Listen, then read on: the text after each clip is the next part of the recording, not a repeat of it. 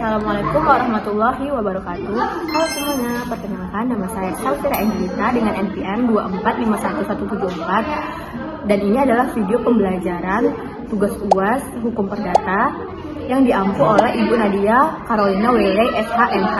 Nah, dalam video ini saya akan membahas tentang kasus nyata pembatalan perkawinan berdasarkan putusan final Pengadilan Agama Jakarta Timur nomor 2395/PDT/G/2024 Pengadilan Agama Jakarta Timur.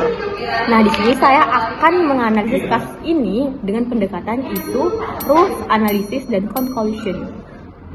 Nah, yang pertama, kita akan membahas tentang isu atau masalah hukum dari kasus tersebut. Nah, masalah hukum yang menjadi inti dari kasus ini adalah apakah pernikahan dapat dibatalkan apabila salah satu pihak terbukti melakukan penipuan dengan menyembunyikan orientasi seksual dengan menyukai sesama jenis atau gay.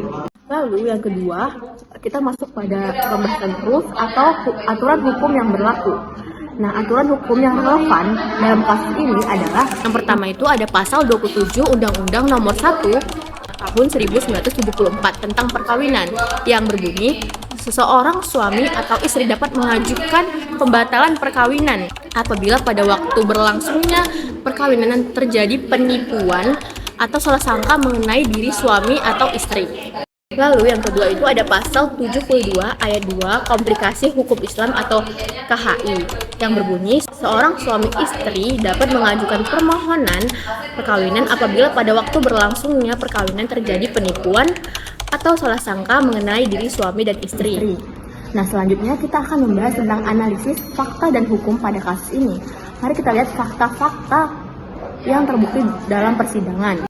Yang pertama itu ada pemohon dan termohon menikah pada tanggal 4 Februari 2024 di KUA Duren Sawit, Jakarta Timur.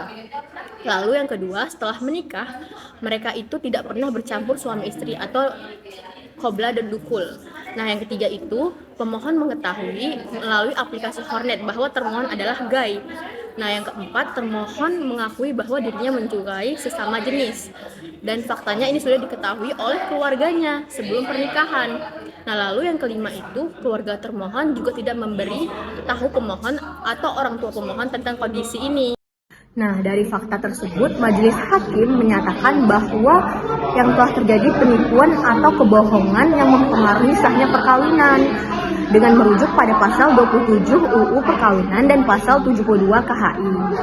Penipuan terhadap identitas atau kondisi penting dari pasangan merupakan dasar pembatalan yang sah. Lalu yang terakhir kita akan membahas tentang conclusion atau kesimpulan yang dapat kita ambil dari kasus ini. Nah, berdasarkan pertimbangan hukum dan fakta persidangan, Pengadilan Agama Jakarta Timur memutuskan yang pertama itu mengabulkan permohonan termohon, lalu membatalkan perkawinan antara pemohon dan termohon, lalu yang ketiga menyatakan kutipan akta nikah tidak berkekuatan hukum, lalu yang keempat itu membebankan biaya perkara kepada termohon. Nah, jadi kesimpulannya dalam kasus ini perkawinan dibatalkan secara sah karena terbukti adalah adanya penipuan yang bersifat prinsipil dalam hubungan suami dan istri, yaitu menyembunyikan orientasi seksual yang menyukai sesama jenis.